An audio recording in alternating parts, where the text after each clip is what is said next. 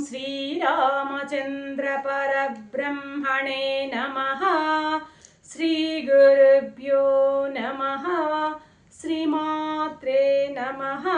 श्रीगणेशाय नमः।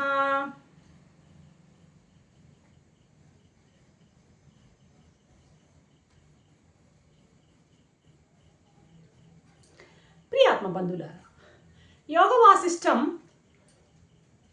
నిర్వాణ ప్రకరణము 614వ భాగం. ఇంద్రుడు అల్లంత దూరాన సికిధ్వజునికి కనిపించాడు. సికిధ్వజునితో అంటున్నాడు, ఏమని? అయ్యా, నీ గురించి నీ యొక్క కీర్తి స్వర్గం వరకు వ్యాపించింది. స్వర్గలోక వ్యాసులందరూ కూడాను నిన్ను చూడాలని తహతహలాడుతున్నారు. అక్కడ ఆ అప్సరస స్త్రీలందరూ కూడాను నీ రాకకు వెంచేసి ఉన్నారు. సకల భోగ భాగ్యాలన్నీ కూడాను నీకు సమర్పించడానికి సిద్ధంగా ఉంది స్వర్గం. నువ్వు రా దయచేసి అని ప్రలోభ పెట్టడం జరిగిందనమాట. దానికి సికిధ్వజుడు సమాధానం చెప్తున్న సందర్భంలో 613వ ఎపిసోడ్ పూర్తయింది. అంటున్నాడు, కొనసాగిస్తున్నాడు సికిధ్వజుడు, అయ్యా, నువ్వు స్వర్గం అంటున్నావే, అదేదో స్వర్గం చాలా గొప్పదిగాను నాకు చెప్తున్నావు. ఈ అనంత సృష్టిలో, అనంతమైనటువంటి ఈ పెద్ద సృష్టిలో అట్లా స్వర్గం అది ఎక్కడో ఒక స్వల్ప ప్రాంతమే కదా అది. అయితే నా విషయం ఏంటి? నేను ఇలా ఆకాశం అంతా విస్తరించి ఉన్నాను. నా చైతన్యం ఆకాశం అంతా విస్తరించి సర్వత్రా నేనే ఉన్నాను. విశాలంగా ఏకరూపంగా సర్వత్రా జడ చేతనాలలో అన్నింటా వ్యాపించి నిండిపోయి ఉన్నాను నేను.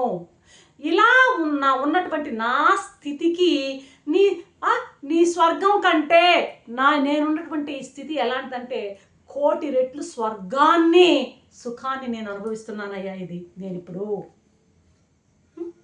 కాబట్టి దయచేసి మీరు మహానుభావులు ఏదో నాకు ఒక అవకాశాన్ని ఇచ్చారు. మీ యొక్క ఆజ్ఞను నేను పాటించలేకపోతున్నందుకు నన్ను క్షమించండి అంటున్నారు అనమాట. ఏమి అనుకోవద్దు, కాబట్టి మీకు హృదయపూర్వకంగా ఒక నమస్కారం చేస్తున్నాను అని సున్నితంగా దేవేంద్రుని యొక్క ప్రలోభాన్ని తోసిరాజన్నాడు మన సికిధ్వజుడు. వెంటనే ఆయనకు అర్థమైంది దేవేంద్రుడికి, అయ్యా, చాలా గొప్పవాడి, శబాష్, నువ్వు నిజంగా గొప్పవాడివయ్యా, నీకు తప్పక నీకు మేలు జరుగుతుంది, నువ్వు చాలా గొప్ప వ్యక్తివి. ఇక నీకు ఎటువంటి ప్రలోభాలకి నువ్వు లొంగేటువంటి స్థితిని నీవెప్పుడో దాటిపోయావు. కాబట్టి ఇక నాకు అర్థమైంది మీ యొక్క గొప్పతనం. ఇదేనయ్యా నిజమైనటువంటి నిష్ఠ అంటే. ఆ నిష్ఠలోనే చిరకాలం నీవు అలాగే ఉండిపో అంటూ ఆశీర్వచనం పలికి ఆయన ఇంద్రుడు వెళ్ళిపోయాడు అనమాట. ఎవరు ఆ ఇంద్రుడు? మనం చూడాలిగాక మరెవరు చూడాలే? ఆ ఇంద్రుని వేషం వేసుకొని వచ్చి సికిధ్వజుని ప్రలోభానికి గురి చేయడానికి ప్రయత్నించిందనమాట. అర్థమైందా? ఇక ఈమె ఆలోచించింది, ఇంద్రుడి రూపం వదిలేసింది. అప్పుడు ఈమె అంతరంగంలో మదన ప్రారంభమైంది. చింతిస్తోంది, ఆహా, నేనెంత అదృష్టవంతురాల్ని, నా భర్తను చూడు, ఇంత గొప్పగా మారగలిగాడు ఈరోజు నా భర్త. నాకెంత అపరిమితమైనటువంటి ఆనందం తట్టుకోలేకుండా ఉన్నాను నేను. అతనికి భోగేచ్ఛ ఇసుమంతైనా లేదే, స్త్రీ అని కూడా చూడడం లేదు. ఏంటి, మదనిక రూపంలో తిరుగుతోంది కదా ఈమె, మదనిక రూపంలో కవ్విస్తూ తిరుగుతుంది, ఏమాత్రము చలనం లేదు. దేవేంద్రుడంతటి వాడే విచ్చి రావయ్యా స్వర్గానికి ఆహ్వానిస్తే సున్నితంగా తిరస్కరించాడు. ఇది కదా నిజమైనటువంటి వైరాగ్యం, ఇది కదా అతను పొందుతున్నటువంటి అసలైనటువంటి భోగం. శబాష్ శమము సమము రెండు ఈయనకి అలవడ్డాయి అనుకుంటూ ఫైనల్గా ఇంకొక పన్నాగం పనుతా, ఇంకొక ఫైనల్ టెస్ట్ పెట్టి చూడాలి ఇవన్నీ అని ఈమె మనసులో ఆలోచించింది. వెంటనే ఆమె యోగ బలం కదా ఆమెకి, ఒక పుష్ప శయ్యని బాగా మంచి సువాసనలు కలిగినటువంటి పూలతో నిండినటువంటి ఒక పడకని ఏర్పాటు చేసేసింది తన యోగ శక్తితో. ఒక పురుషుణ్ణి కూడా తయారు చేసిందట యోగ శక్తితో. ఈమె కాస్త ఆ పడక మీద కూర్చుని ఆ పురుషుడు కూడా శయ్య మీద ఇద్దరు కూడా కలిసి అక్కడ చెరిస్తూ ఉన్నారనమాట. ఈ సికిధ్వజుడు అలాగా ఈ యొక్క దృశ్యాన్ని చూచాడు. ఇక ఆ సమయంలో ఈమె ఆ పరపురుషుణ్ణి ఆలింగనం చేసుకునుందట. చేసుకుని ఒక మాట అంటోంది ఆయనతో, ఏంటయ్యా, ఏంటి మమ్మల్ని చూసే ఇలా వచ్చారా ఏంటి, ఇలా వచ్చారేంటి అని అడిగింది సికిధ్వజుడిని.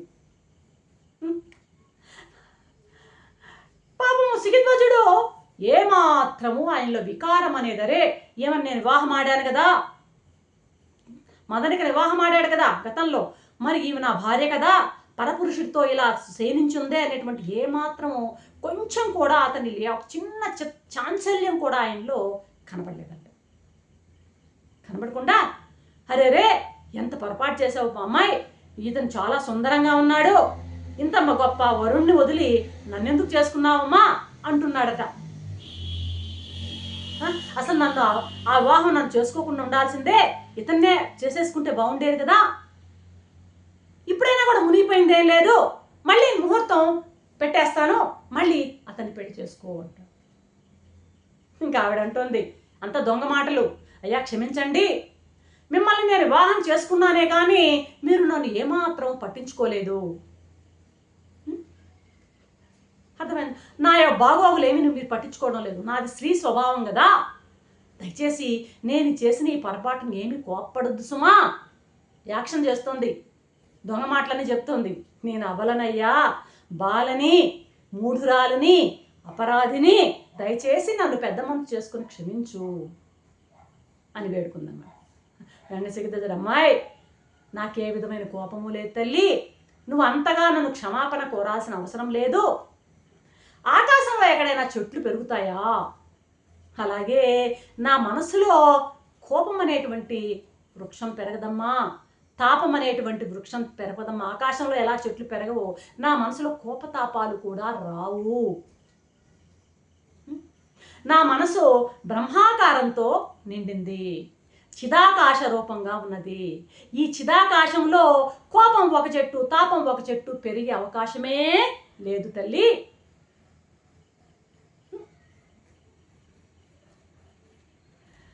అయితే ఇక ఒక్క మాట చెప్తున్నా, నిన్నక నేను మళ్ళీ ఇక భార్యగా స్వీకరించలేను, నాకు ఇంక అసలు ఆ జంజాటాలన్నీ ఏమీ అవసరం లేదు, నీకు ఆ వ్యక్తి కావాలి కాబట్టి నేను క్షమించాల్సిన అవసరం ఏమీ లేదు, నీ స్త్రీ స్వభావం అని బట్టి నీకు మనోవికారాలు ఉంటే గనక ఆ వ్యక్తిని నిరభ్యంతరంగా వివాహమాడు అని పలికాడు సికిధ్వజుడు. ఇక మనోవికారాలు ఏవి లేవు ఇతనిలో, ఇతని మనసు సమంగా ఉంది, శాంతంగా ఉంది, శమము సమము రెండిటిని బాగా శీలించి ఉన్నాడనమాట. అప్పుడు అనుకుంటాం, చూడాలబ్బా ఎంత గొప్పవాడు, పరమమైనటువంటి సౌమ్యమైనటువంటి స్థితికి చేరాడు నా భర్త, ఏ భోగాశ ఇతని మనసులో లేదు, ఏ మాత్రం కూడా భోగాల పట్ల ఆశ అనేది లేదు, ఎలాంటి గొప్ప భోగాలనే అతను ముందు వడ్డించినా కూడా అతను తృణప్రాయంగా చూస్తున్నాడే, కాంత కనకము ఏ మాత్రం అతన్ని ఆకర్షించలేకపోతున్నాయి.